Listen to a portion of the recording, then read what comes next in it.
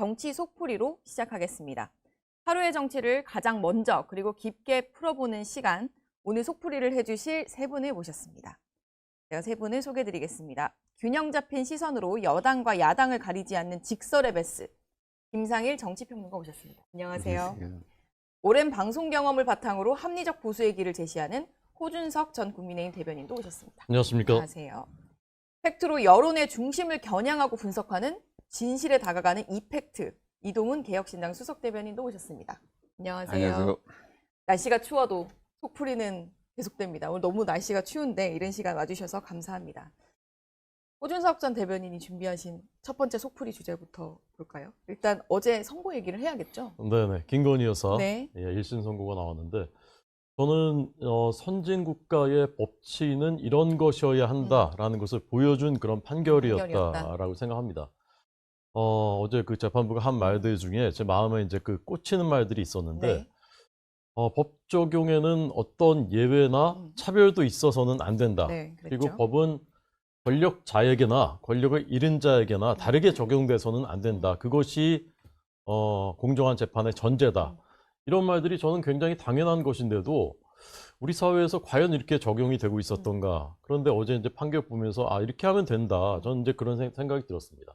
저는 김건희 여사가 국정에 직권이 없는데 개입을 하고 인사 등등에 이제 뭐 개입한 흔적 뭐 이런 것들 그리고 이런 사치품들 받고 굉장히 부정적으로 생각합니다. 네. 그렇지만 법치국가라는 것은 어떤 혐의가 있고 그것이 이 법에는 어떻게 위반되고 그러면 정해져 있는 형량은 얼마이고 이거에 따라서 처벌하는 것이 그게 법치의 정신이거든요. 네. 근데 최근에 이제 일부 법관들을 보면 이미 자기가 정해놓은 것 같고 결론을 정해놓은 것 같고 거기에 자기의 감정을 이입하고 목이 메이기도 하고 심지어는 구형보다 더 센 선고를 내리기도 하고 이런 모습들을 보면서 이것이 과연 그 이성적인 법치인가 전 그런 의문이 있었는데 어제 그 판결은 죄가 있는 것에 대해서는 죄가 있다라고 하면서 준엄하게 또 질타하고 그렇지만 도이치모터스 주가 조작 사건 이것은 문재인 정부의 서울중앙지검이 이성윤 지검장이 탈탈 털었는데도 그때 기소를 하지 못했었던 그런 일입니다. 그런데도 윤석열 정부 내내 이걸 가지고서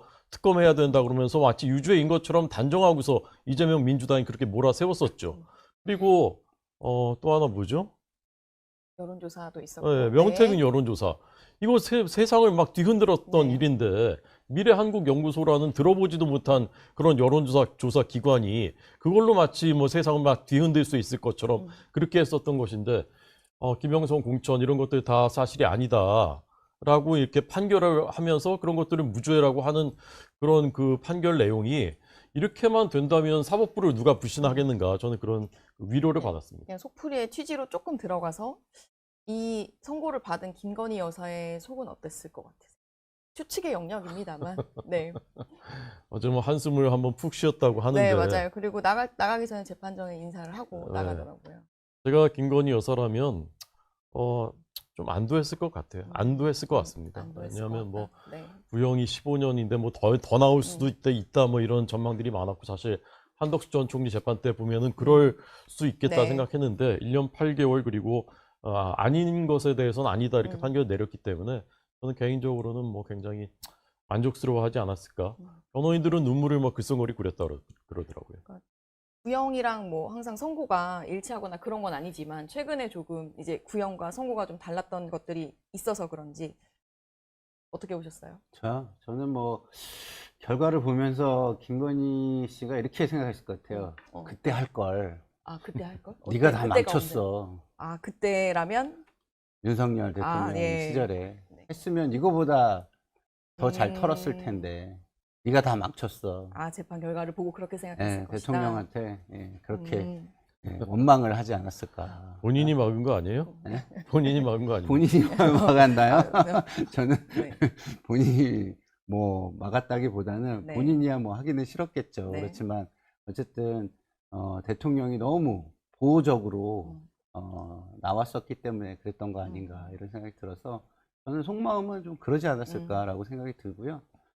그리고 조금 제가 좀 아쉬웠던 것은 변호인이 나와가지고 특검의 위법 수사 이렇게 얘기를 하더라고요. 과연 저게 지금 반성해야 될 사람들 쪽에서 할 수 있는 말인가. 이런 생각이 들었고요. 그리고 판결문을 제가 다 읽어봤는데 네.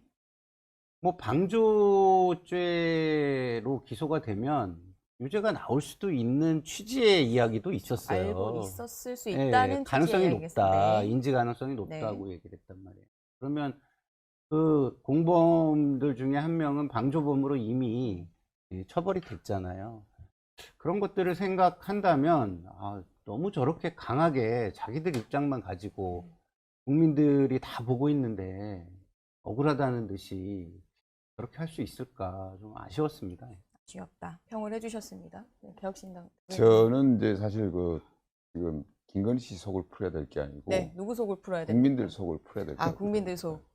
이게 이제 왼쪽에 지지하시는 분들이거나 오른쪽에 지지하시는 분들이나 다들 어제 판결 보고 네. 했을 겁니다. 왼쪽에 있는 분들은 고작 이거야? 뭐 이런 식으로 이제 반응을 했을 것이고 오른쪽에 있는 분들도 지지하시는 네. 분들도 야 이거 이렇게 하려고 이렇게 된 거야? 개헌까지 하고 그렇게 된 거야? 당장 용두삼이 얘기도 나오고 태산명동 서일필이라고 막 온갖 나라가 네. 뒤집어질 듯이 난리를 쳤는데 고작 이거야? 다 무죄잖아요. 도이치모터스 네. 무죄 나왔고 명태균 게이트 무죄 나오고 있잖아요. 네. 그게 사실 두 사건이 김건희 씨의 출발과 끝이에요. 도이치모터스로 시작을 해가지고 명태균 게이트로 사실 문을 네. 닫은 거거든요. 근데 그게 둘 다 무죄예요. 아까 말씀하셨지만 그거 가지고 정권이 있을 때 좀 더 용감하게 네. 특검 보내고 기소했더라면 재판부의 판단을 받아봤더라면 이런 결과까지 나왔을까? 역사의 만약이란 건 의미가 없고 사실은 네. 좀 그렇습니다만 뭐 지금 되돌아봐서 이제 무의미할 수 있겠습니다만은 정말 안타까운 게 그런 부분들이 있어가지고 윤석열 대통령이 좀 더 그 전에 김영삼 대통령이나 김대중 대통령 다 그렇게 했단 말이에요. 자기 네. 가족들 문제에 있어가지고 아주 냉정하게 끊을 건 끊고 이렇게 했더라면 네. 그런 일이 벌어졌을까? 정말 아쉬움이 많이 남는 대목이고 보수 진영이 지지하시는 분들도 그런 생각을 다들 하셨을 거라 생각이 됩니다. 그리고 또 한 가지 지적하고 싶은 거는 네. 특검 부분이에요. 특검. 어떤 특검이 부분을 보셨어요? 사실은 이 문제가 많은 특검이에요. 지금 민중기 특검이. 뭐 지금 끝났지만은 그 과정에서 보면은 뭐 양평 공무원 극단적 선택하시고 그리고 민중기 특검이 개인적인 비리 문제, 주식 투자 자기가 그 주가 조작 했던 부분들 그래서 있지만은 또 하나가 이제 그 통일교 부분에 있어가지고 네. 얘기를 할지 모르겠습니다만은 그 전재수 장관 부분, 네. 그 권성동 의원 같은 경우에 어제 유죄가 나왔단 네. 말이에요. 징역 2년이 나왔죠. 나왔단 말이에요. 그러니까 윤영호 씨 진술을 가지고 결론을 내리는 거란 말이에요. 네. 그런데 똑같은 혐의, 똑같은 내용의 어떤 윤영호 씨 진술을 가지고 있었던 전재수 장관에 대해 가지고는 네. 이 특검, 민중기 특검에서 그냥 묻어버렸단 말이에요. 조서도 네. 안 받아놓고. 그런 식으로 해가지고 지금 어떻게 보면 지금의 통일교 특검을 해야 된다는 주장으로까지 이렇게 야당에서 하는 지경에까지 이르렀고 네. 그런 상황이기 때문에 민중기 특검이 정말 수사도 제대로 안 하고 정말 정치 브로커 같은 행태를 했고 결국 이 김건희 여사 같은 경우에도 제대로 수사를 안 하다 보니까 어떻게 보면 국민들의 정서에 정말 한참 미달하는 이런 형량이 선고된 거 아닌가 이런 생각을 하게 됩니다. 두 분이 공통적으로 말씀해 주신 게 이제 사실 몇 년을 정말 시끄럽게 했던 도이치모터스 주가 조작이라던가 뭐 여론조사, 명태균 씨 그런 소동들이 이 재판으로 어느 정도 1심 일단 선고를 받은 건데 정말 그 전에 이걸 정리했었더라면 이란 말씀을 두 분 다 해주셨어요. 어떻게 들으셨어요? 그러니까 저는 뭐 만시지탄이지만 기소를 했었으면 좋았겠다. 도이치모터스 주가 조작도 네. 이게 검찰의 판단과 사실 이번 법원의 판단은 같거든요. 그렇지만 그 국민들이 받아들이지 못하는 그런 상황이었다면 법원의 판단을 받아봤었으면 좋았겠다라는 생각이 들고 명태균 사건 저는 그렇게 생각합니다. 이거 샤넬백 받고 목걸이 받고 이런 건 네. 정말 부끄러운 일입니다. 대한민국 네. 대통령 부인이 어떻게 선진국에서 이런 일이 일어날 수가 있습니까? 네. 이거는 전 대통령하고 이 전 대통령 부인이 좀 사과를 했으면 좋겠습니다. 국민들께 정말 이 죄송하다고. 그리고 민주당 그리고 지금 이재명 대통령도 이거 무죄 나온 것들 이런 거 있지 않습니까? 이것뿐만입니까? 양평고속도로 특혜 이것도 특검이 탈탈 털었는데 결국 아무것도 안 나오니까 또 이제 국수본으로 또 보낸 거 아닙니까? 나올 때까지 또 해보라고. 네. 그다음에 그 최상병 사건 그 외압을 주가 조작범 공범한테 그 로비 받아가지고 대통령 부인이 압력을 행사한 것처럼 그것도 얼마나 나라를 떠들썩하게 했습니까? 그것도 사실이 아닌 것으로 밝혀졌지 않습니까? 그러면 그렇게 했었던 거, 그거를 근거 없이 선동했었던 거에 대해서는 좀 사과를 하십시오. 그래서 아닌 건 아니고 국민들께서 이렇게 시시비비를 가리고 넘어가야 선진국이 되는 거지 언제까지 똑같은 일이 또 반복돼서는 안 되는 거 아니겠습니까? 근데 제가 좀 말씀을 드리면 정치는 법이 전부는 아니에요. 네. 법이 전부인 그렇죠. 정치인 나라는요, 후진국이죠.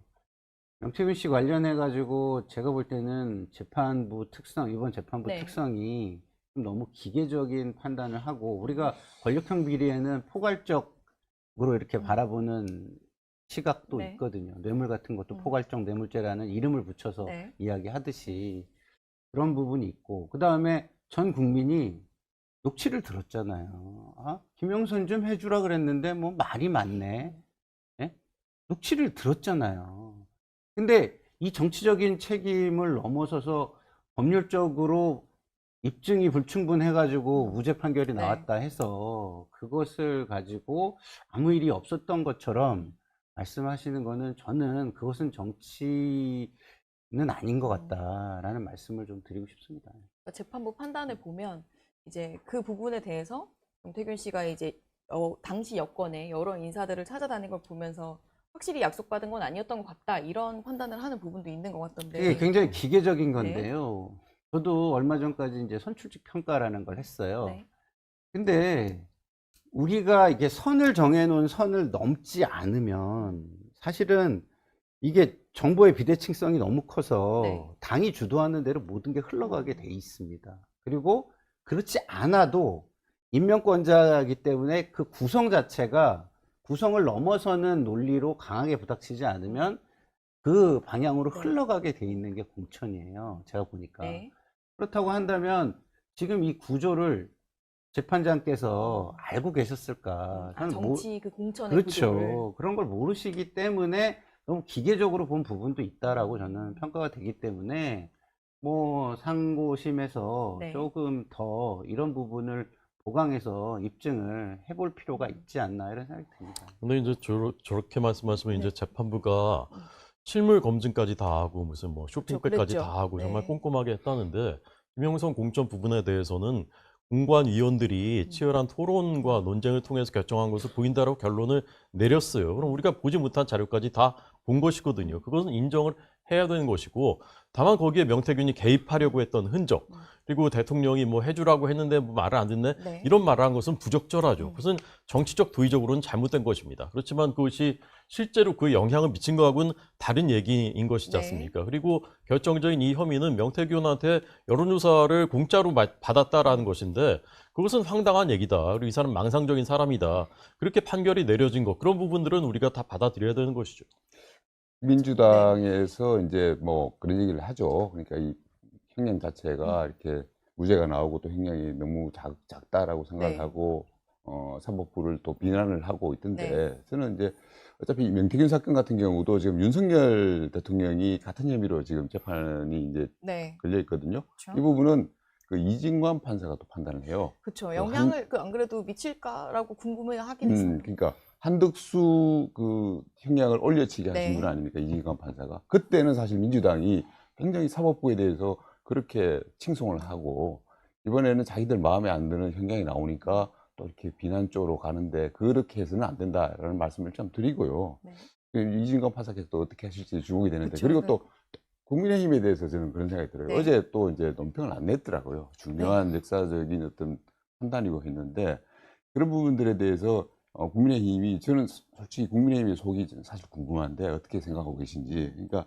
그런 부분들에서 아까 호준석 우리 대변인께서 말씀을 잘 해주셨는데 전 대통령도 이렇게 그 기본 반성하고 이런 책임을 인정하는 그런 모습을 보여야 된다고 생각하고 네. 국민의힘도 이제는 윤석열 대통령, 김건희 여사 그 시대와 과감히 좀 절연을 했으면 좋겠습니다. 그분들은 이 모든 재판 과정, 내란 재판과 이런 김건희 여사 재판을 통해서 드러났지만은 더 이상 보수가 아닙니다. 보수 세력이라 할 수 없고 보수를 대변하는 사람들도 아닙니다.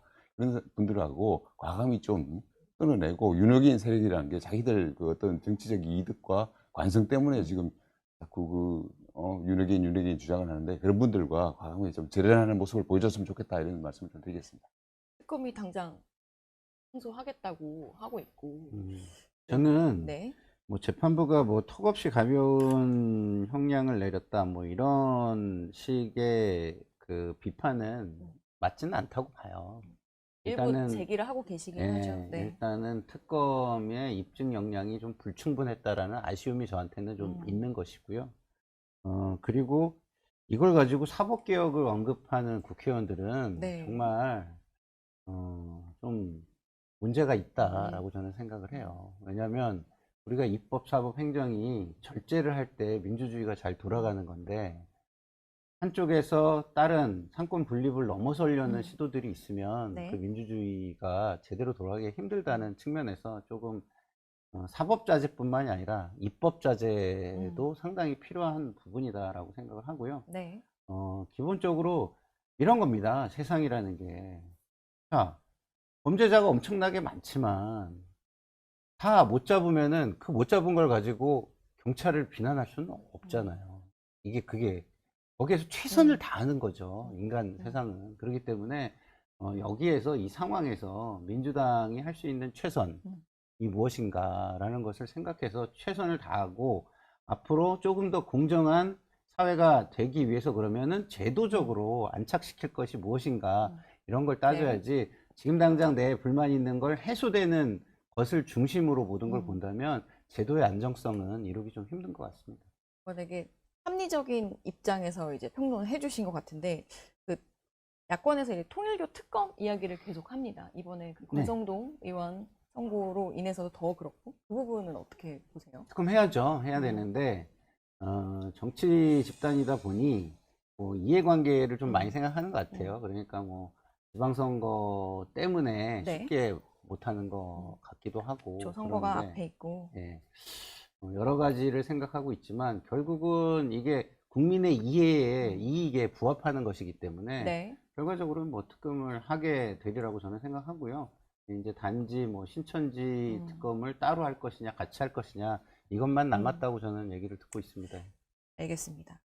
오늘 선고 내용은 여기까지 한번 보고 한 말씀만 더 네. 하면 하고 싶은 그럼 자연스럽게 하시면 됩니다. 민중기- 제가 없는 줄 알고 네. 넘어가려고 했어요. 민중기 특검이요. 네. 이거는 진짜 이거 수사해야 되는 겁니다. 네. 이거 지금 저 공수처로 넘어갔는데 편파 네. 수사 어떻게 됐습니까? 그냥 없어져 버렸어요. 어떻게 된 게 여당 사건은 가면 다 없어져 버립니다. 지금 그 전재수 그 전 장관 그 똑같잖아요. 아까 말씀하신 대로 윤영호한테 돈을 받았고 어떻게 줬다라는 진술까지 구체적으로 다 나왔지 않습니까? 4천만 원에다가 권성동 의원 돈 받은 건 잘못한 일이지만 아마 대선 자금으로 쓰여진 것 같아요. 본인이 치부한 건 아닌 거거든요. 근데 이거 전재수 전 장관은 본인이 그냥 받은 거예요. 뜬금없이 맥락도 없이 시기하고 그렇게 이제 진술했지 않습니까? 네. 아직 확정은 안 됐지만. 근데 똑같은 건데 하나는 지금 유죄 판결까지 받았고 하나는 지금 어떻게 됐는지 몰라가지고 현수막 100개를 부산에다 붙이고 시장에 출마하겠다고 합니다. 이게 말이 됩니까? 이렇게 만든 것이 단초를 만든 게 민중기 특검이잖아요. 민중기 특검이 무능한 게 아닙니다. 이게 몇백 명을 압수수색을 하고 심지어는 만삭의 임신부까지 압수수색을 하고 구순의 기독교계 지도자 김정환 목사님까지 압수수색을 했는데 네. 탈탈 털었는데도 안 나오고 그러다 이제 본인의 주가 그 주식 투자 특혜까지 나왔지 않습니까? 이런 건 다 덮어지고 이쪽은 막 탈탈 털고 이렇게 하고 이게 법치국가입니까? 아까 말씀드린 선진국의 법치국가 정신에 입각하면 있을 수 없는 일이고요. 이거 하나하나 다 밝혀야 된다고 생각합니다. 알겠습니다. 언제든 하시고 싶은 말씀이 있으시면 자유롭게 말씀하시면 됩니다. 이제 두 번째로 넘어가도 될까요? 네. 지금 트럼프 대통령과 관련한 상황들이 계속 국내에서 벌어지는 것 같습니다. 이동훈 대변인님 누구의 속이 궁금하십니까? 그 트럼프 대통령, 미국 대통령의 속을 갖다가 풀어야 된다고 하는데 네. 정말 그건 풀수 어려운 있을까요? 과제 같아요. 트럼프 네. 대통령 속은 본인도 모를 것 같아요. 그러니까 하루하루 바뀌고 그래서 네. 뭡니까 타코라는 얘기 있잖아요. 네. 항상 사람은 뭐 센 척하다가 치킨아웃 한다. 음. 그리고 요새는 또 투나라는 표현도 투나요? 쓰더라고요. 그러니까 니게이트 어나운스먼트 그러니까 오. 항상 뭐 발표해놓고 네. 부인해버린다. 음. 그래서 그 트럼프 대통령이 이렇게 도대체 25% 관세를 다시 하겠다 그랬다가 또 한국하고 협의하겠다 그랬다가 또 그대로 하겠다 그랬다가 네. 미국에서도 도대체 종잡을 수 없는 이런 식의 얘기들을 하는데 이게 어떤 우리나라를 갖다 진짜 만만하게 호구로 보고서 이렇게 하는 건지 아니면 또 다른 사정이 있는 건지 좀 궁금하고 그거 아울러 가지고 한국 정부에서도 이거 대처를 잘못한 거 아닌가 야당에서 비판이 많은데 진짜 그 속을 한번 들여다보시죠. 트럼프 대통령이 던진 폭탄에 지금 뭐 정부 책임론부터 뭐 야권이 기조를 제대로 안 했다. 다양한 이야기가 나오고 있는 것 같아요. 미국을 상대하는데 우리끼리 싸우는 거는요 부적절해요. 저는 오히려 어제 더 전력을 떨어뜨리는 다른 걸까요? 방송에서 네. 청와대에서 뭐 입법 지연 때문이다 이렇게 얘기한 것도 저는 굉장히 부적절하다고 제가 비판을 했는데요. 그거는 정치인의 언어예요. 청와대의 언어가 아니라. 저는 그래서 이 김용범 정책실장이 진짜 이제 정치인이 됐나 이런 생각이 들었는데 이거는요 국익을 지금 지키는 문제입니다. 네. 서로 진짜 그거를 앞에 놓고 진솔하게 이야기하고 대화해가지고 대응을 해야 맞다 이런 것이고요. 트럼프 지금 궁지에 몰려 있잖아요. 사실은 지금 뭐 비무장 민간인을 그 이민국 그 경찰이 네. 사살을 해가지고 논란이 되고 있죠. 아무 문제가 국내에서도. 없다 그랬는데 동영상들이 막 나오니까 굉장히 어려워요. 네. 그런 상황 속에서 쇼미더머니 음. 돈 좀 보여줘봐. 한국 투자한다고 했잖아. 현찰 좀 이렇게 하면서. 보여줘봐. 네. 라고 하고 있는 거예요. 그러면은 여기에서 조금 벗어나거나 이슈가 전환되거나 아니면 이슈를 조금 분산시키거나 네. 아니면 지금 본인에게 불리한 이슈를 좀 집중도를 떨어뜨리거나 그럴 수 있기 때문에 지금 이러는 것 같은데 진짜 약소국 우리가 뭐 미국에 비해서 약한 나라의 소름을 제대로 지금 겪고 있다 이런 생각이 듭니다. 베선트 장관 이야기를 또 들으면 어쨌든 국회가 무역 합의 하기 전까지는 우리도 합의가 없다. 뭐 이런 식으로 말도 하던데 국익이라는 측면에서는 힘을 모아야 될 것 같긴 한데 진짜 트럼프 대통령의 속은 잘 모르니까요. 아니 근데 법이 안 만들어졌는데 저희 야당이 할 수 있는 일이 뭐가 있습니까? 저희가 법 만들지 말자고 한 적이 있나요? 청와대에서는 입법 지연 때문이다라고 하고 또 법이 안 만들어져서 우리가 할 일을 못한다 뭐 이런 식인데 아니 노란봉투법, 방송법, 양곡법 자기들이 하고 싶은 거는 일사천리로 다 했지 않습니까? 네. 근데 지금 3달째가 됐는데 한미 간 합의가 아니 4인 간의 거래에서도요. 저하고 우리 앵커님하고 뭔가 네. 약속을 했는데 3달이 지났는데 아무 진전이 없는 거, 아무 되는 게 없고 우리 경제부총리가 나와서 아 내년 올해 안에 투자는 어려울 것 같아 이렇게 얘기하는데 가만히 있을 사람이 있겠습니까? 저는 이거는 우리나라 좌파들이 80년대 그 세계관에 머무르고 있는 글로벌 스탠다드하고는 너무 동떨어져 있는 이런 장면을 단적으로 보여주는 거라고 생각하거든요. 기본적으로 이 약속을 했으면 신의가 있어야 되잖아요. 아무리 우리가 뭐 미국한테 뭐 좀 당했다 하더라도 네. 잘한 합의라고 지적이라고 했지 않습니까? 그런데 2달이 지나도록 입법할 움직임도 보이지 않고 뜻도 없는 것 같아요. 근데 이미 미국은 그 법안이 발의된 그 달에 초하루로 해가지고 소급해가지고 관세 인하를 했죠 이미. 거긴 조치 취했어요. 근데 이러면 이걸 신뢰할 수가 있겠습니까? 그리고 그 과정 속에서 또 이미 그 글로벌 스탠다드에 맞지 않은 여러 일들이 벌어졌지 않습니까? 미국의 자유와 법치라는 관점에서 보면 황사태 그것도 수사하고 위법한 게 있으면 처벌하면 되는 건데 마치 내 죄를 내가 알렸다 이렇게 원님 재판하는 것처럼 막 이렇게 하는 행태 그다음에 망법 개정안 만들어가지고 허위 조작 정보 처벌하겠다 플랫폼까지 규제하겠다 이렇게 하는 거 이거 다 글로벌 스탠다드에 맞지 않는 것이지 않습니까? 그다음에 김민석 총리 만나서 제이디 벤스 부통령이 소년보 목사님은 어떻게 된 거냐 물어볼 정도면 그분이 평화적인 집회를 개최했던 분인데 그거를 선거법 위반이라고 해가지고 구속수사까지 구속해가지고 지금 기소까지 한 이런 상황 네. 이런 것이 다 자유법칙 개념의 관점에 맞지 않는 것이거든요. 그렇기 때문에 그런 것들이 종합적으로 돼서 이런 일이 벌어진 것인데 그것을 마치 아무 일도 없는 것처럼 국회가 법을 안 만들어서 남 탓하고 이렇게 하는 거 이런 그 뒤떨어진 수십 년 전 세계관에서 벗어나지 않으면 계속 이 글로벌 질서에 저는 적응하지 못할 것이다. 그런 말씀 드리고 싶습니다. 네, 외교적으로 이제 제대로 대응하지 못한 걸 말씀해 주신 것 같아요. 그러니까 뭐 하여튼 트럼프 대통령의 그 얘기들 그리고 일련의 이제 한마디로 얘기하자면 빨리 돈 가져와라 하거든요. 빨리 돈 가져와라. 근데 이제 우리 입장에서는 또 돈을 빨리 갖고 갈 수 없는 사정이 있단 말이에요. 네. 환율 문제도 그렇고 네, 그랬었죠. 그리고 트럼프 대통령이 어떻게 될지 모르는 상황이고, 그리고 미국 연방법원에서 지금 그거 판단하고 있지 않습니까? 대법 그 판단도 판단이 있고. 내려질 때까지 기다려야 되는 거고. 그러니까 다른 나라들도 일본이나 EU에서도 여기에 투자하는 거에 대해서 약속은 했지만은 아직 안 하고 있잖아요. 그런 상황에서 트럼프 대통령이 이제 한국 찍어가지고 너들 빨리 돈 가져와라라고 한 건데, 그럼 왜 시범 케이스가 됐을까? 그 부분은 좀 생각을 해봐야 될 것 같아요. 왜 우리가 시범 케이스를 찍혀가지고 너희들 빨리 그렇죠. 돈 가져와라라고 한 부분인데, 그 부분에 대해서는 여러 가지 이제 정성적인 판단들을 하고 있지 않습니까? 뭐 쿠팡 문제가 있다더라, 네. 뭐 손현보 목사 얘기도 하고, 뭐 온풀법인가요? 온라인 네, 플랫폼법 그렇죠. 이런 얘기도 하고 하는데, 어쨌든 우리가 이제 우리 정부가 그걸 대처하면서 보면은 조금 그 나이브하게 대처를 한 거는 분명히 있는 것 같고, 정보 소통에 있어가지고 조금 문제가 있다. 그러니까 김민석 총리가 가가지고 부통령을 만나고 왔는데 그런 얘기 못 듣고 왔다가 바로 뒤통수를 맞았잖아요. 그런 부분들, 그런 것이 있고, 그리고 그러다 보니까 아무래도 야당에 대해서 자꾸 또 책임을 전가하는 부분인데, 그건 말도 안 되는 얘기죠. 야당에 대해서 어떻게 책임을 전가합니까? 그거는 그 초당적 대처는 물론 해야 되지만, 초당적 대처가 안 되는 이유는 분명히 그거는 여당의 문제입니다. 여권의 문제입니다. 그러니까 그 부분에 대해서는 초당적 대처를 외교 문제이니만큼 해야 된다면은 여당이 앞장서고 정부가 앞장서 가지고 그 문제를 야당과 좀 속을 틀어놓고 얘기를 네. 할 필요가 있다, 이렇게 생각을 합니다. 근데 우리가 누구를 네. 상대하고 있느냐를 좀 네. 봐야 돼요. 그러니까 약간 외교적 미숙함을 공통적으로 지적해 주신 것 같아요. 우리가 누구를 상대하고 음, 있느냐. 트럼프예요, 트럼프. 자, 우리가 그 윤석열 불법 계엄 이후에 외교나 이런 걸 아무것도 못했잖아요. 그때 산자부에서 발을 동동 굴렀습니다. 아, 일본은 뛰고 있는데 우리는 아무것도 못하고 있다. 어떻게 됐습니까? 일본이 뒤통수 맞았어요. 예? 지금 트럼프와의 외교에서는 먼저 움직여가지고 득볼 게 없는 예측 불가능한 사람입니다. 지금. 예?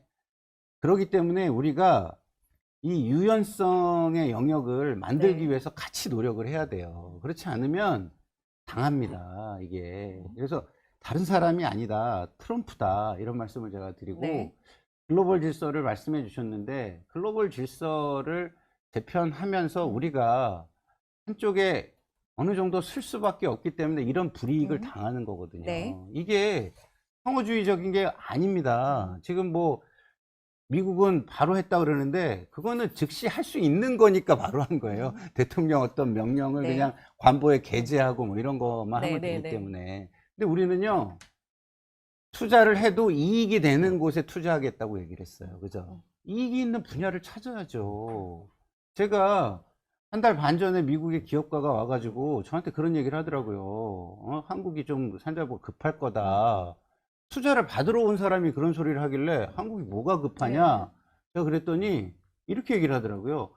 이거 빨리 안 하면 트럼프가 자기 친구들 사업가들 모아가지고 리스트 만들어서 그 리스트로 아마 임포즈 할 것이다. 강제할 것이다. 강요할 것이다. 이런 얘기 하더라고요. 그 말이 전혀 틀리지가 않았어요. 투자를 근데 받으려고 하는 사람에 네. 대해서. 엄청 저는 그때 불쾌했거든요. 물론 표시는 할 수 없었지만 너무너무 불쾌했는데, 저는 국민의 한 사람으로서는 이게 너무 비참하고 불쾌하다 이런 말씀을 드리는데, 관료들은 이런 감정을 드러내면 안 되겠죠. 국익을 위해서 조금 더 낮은 자세를 취할 수밖에 없으면 낮은 자세를 취해야 하는 것이고, 어쩔 수 없이 해야 하는 부분들이 있다고 생각하고요. 어쨌든 우리 민주당, 집권 여당, 정부도 야당에게 이건 국익 관점에서 진솔하게 다가가는 모습을 먼저 보여줬으면 좋겠다라는 생각은 저도 합니다. 아니 근데 네. 야당이 협조 안 할 이유가 없고 네. 그런 적도 없어요. 그리고 뒤통수 맞은 것은 일본이 아니라 우리가 지금 맞은 겁니다. 그리고 이게 뭐 서둘릴 시점은 일이 아니라고 네. 말씀하시는데 지금 당장 관부에 게재한다고 하지 않습니까? 네. 관세 그렇게 보도가 인상을. 나오고 있습니다. 그러면 어떻게 되냐? 현대차가 1년에 10조 원을 더 내 영업이익을 잃어버리게 되는 겁니다. 미국이 지금 당장 투자 리스트 만들어가지고 갖고 와라 하는 게 아니에요. 약속했으니까 그에 따라서 법은 만들어라 하는 거예요. 근데 아무 이유 없이 그냥 석 달 동안 늦어진 거예요. 이거 누가 얘기 안 하겠습니까? 저는 살짝 다른 얘기 하나 여쭤보고 싶은데, 이게 오늘 보도가 나와서 아침에 이 주제를 준비하다가 이제 이게 아까 말씀도 하셨지만 김민석 총리가 이제 미국에 다녀온 지 얼마 안 된 시점에 또 불거진 일이라 이해찬 전 총리 아마 빈소에서 있었던 대화인 것 같아요. 김어준 씨가 이제 김민석 총리에게 트럼프 대통령 왜 그러냐라고 물었다라고 하는 이야기를 공개를 했더라고요. 이게 이제 사실 관세 협상하고는 또 다른 차원의 그렇죠. 얘기인데 다른 뭐냐면은 차원이지만 이게 지금 저 국민의힘도 이제 내분이 한참 시끄러운데 네. 민주당도 사실은 굉장히 그 내분 양상 장난 아니거든요. 이게 뭐냐면은 우리가 늘 얘기해오던 작년 8월부터 늘 얘기해오던 명청대전의 한 양상이거든요. 그러니까 이쪽에 정청래 대표가 있고 그게 누가 있냐면 김어준 씨가 있어요. 그리고 문재인 대통령이 있고 그리고 이쪽에 누가 있냐면은 이재명 대통령과 이재명 대통령이 다음 전당대회에 내세울 것으로 유력시되는 네. 김민석 총리가 있단 말이에요. 김민석 총리와 이제 그 말하자면 정청래 대표 간의 긴장 관계가 지금 굉장히 형성이 되고 있고 그 뒤에 후원을 하고 있는 김어준 씨 입장에서는 당연히 김민석 총리에 대해서 뭐랄까요 좀 망신을 줘야 된다.